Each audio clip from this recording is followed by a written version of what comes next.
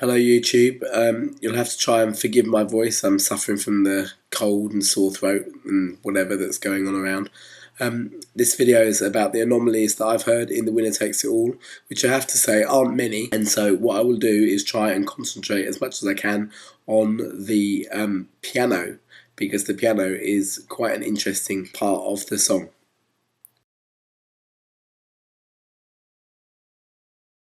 I'm told by YouTube user Moats Piano 2 that some of the remasters of the Super Trooper album that were done contain versions of The Winner Takes It All where the first note is slightly out of tune.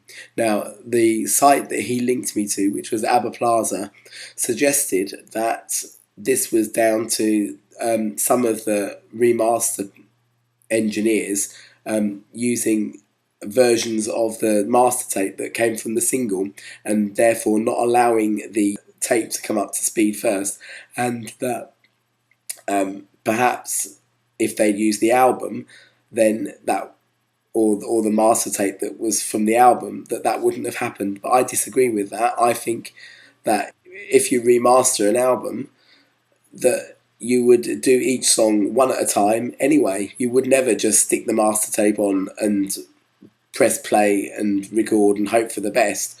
You'd have to do each song individually. So I don't buy that as a theory, but I haven't heard this particular anomaly. Maybe Moats Piano 2 could stick a video of it onto YouTube like he did with the Dancing Queen edits. That would be very good.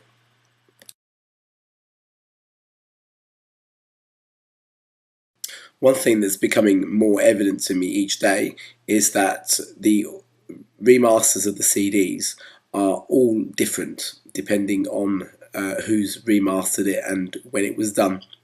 So I'm going to qualify this next section of the video by saying that these have been checked by me on a RIP CD version of ABBA Gold and the Polydor CD of Super Trooper that was released in about 1983-84. So at 120 seconds there's an edit from the sort of solo vocal and piano and strings verse into the full backing. As Agneta sings "I Was in Your Arms," you can hear quite a lot of tape wear, and presumably that is where an edit was made to join those two sections of the song together. Listening out of phase, you can't hear an awful lot of the actual mix, mainly because most of the instruments were centre stage. However, you can hear a load of reverb from Agneta's voice, which makes it sound very bitty and probably conceals far more edits than I've noticed. But here, there is quite a sudden edit where the piano comes in, but I've got more to say about that bit later.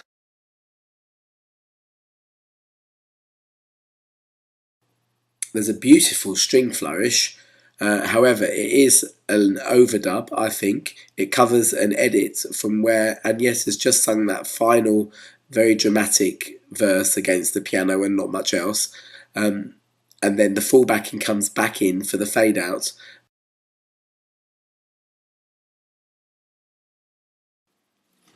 A chap called Peter McKeon outlined some of the challenges that recording a piano can present to a recording engineer. This is particularly in the context of pop songs. But one of the things that he says is that, for one thing, you can play separate notes with all 10 fingers, and one with your nose for that matter. For those who have more fingers than sense, or more enthusiasm than skill, this can be a real chunk of sound to have to manage on tape. Another feature of the keyboard species is the rich variety of sounds available. This is of course true of the synthesizer, but it's also true of the acoustic piano, with the complex overtones it generates. As Ray Charles once said, "It isn't the notes you play that count, it's the ones you don't." This is by way of pointing out that a frequent minor sin of the keyboard player is playing too many notes, particularly when filling in a chord. Sometimes the most effective piano parts are those that are simple lines or two-note chords. Obviously, the way you approach a piano part is related to the type of song you're playing.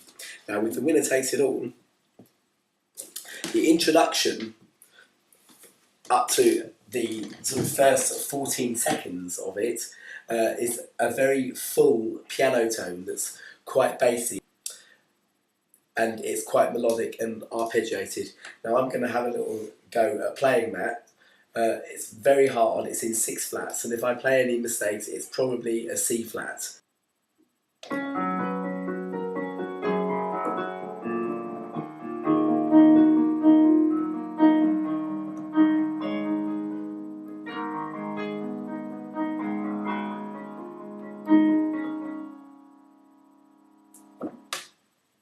But then some choral vocals come in, and it's still the same melodic arpeggiatory bit, but there's less bass.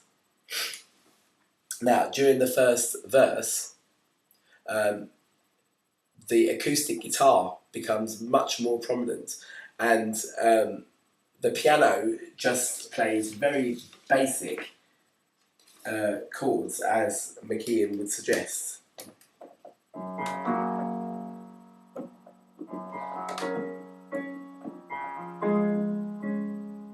Just very, very simple chords there. During the sort of disco-y rock and roll-y bit, the piano plays even less. It just plays these answering chords.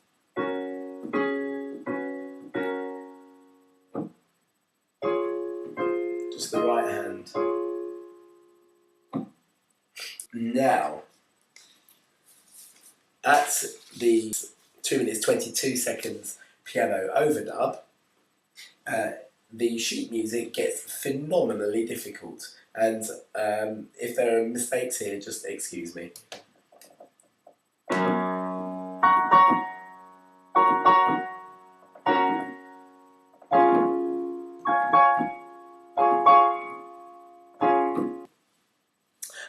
Because on the record it sounds sort of pretty easy, but the out of phase shows that it's actually 2 pianos. You've got one piano which is in the centre and very distant in the out of phase mix, which plays this, whereas the main piano, the overdubbed bit, it's playing these chords. And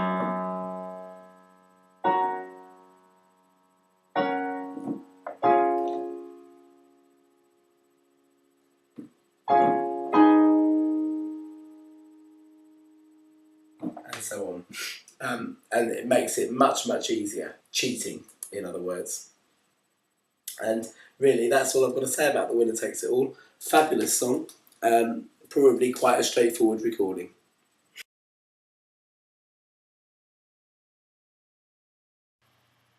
Sorry, as you can tell, I am suffering a bit, and I omitted to say that at about 14 seconds is actually an EQ adjustment, so that the piano can carry on playing those bassy notes without muddying up the other instruments which are coming in.